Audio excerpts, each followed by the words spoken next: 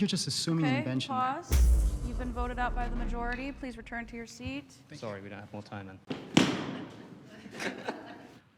The resurrection, as you know, is the single most important issue in Christianity. If it doesn't happen, as Paul would say, then none of this matters. If it did happen, then everything matters and everything becomes much more important. Do you believe that the disciples of Christ, Paul as well, and others, believed that Christ rose from the dead? I think that's probably the case. Okay, so you believe that they truly believe, not that they just made it up. But can I that ask they why you believe that they believed it? Sure.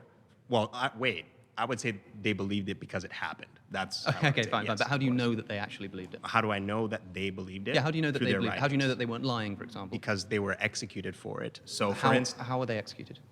some of them were executed by being sawed in half. Some of them were executed by being beheaded. How do you know that? Well, through obviously the tradition and the historicity of the church. Well, those are two things. There's tradition and there's historicity. Well, no. So the tradition of the church, the idea is that when you say church tradition or holy tradition, it's not just this idea, but it's actually this idea that we are following the trail and the lineage of Sure. Christianity What closely. what I'm looking for is evidence of the apostles' martyrdom for their claim that Jesus had risen from the dead. Only 2 disciples' deaths are recorded in the Gospels. That's Judas, who hangs himself, yes. or there's another contradiction. He either hangs himself in Matthew, or in the book of Acts, he's described as falling over in a field with and his headlong falling and his over, not falling and his over. guts spilling out. Right? It Yes. seems to be a difference.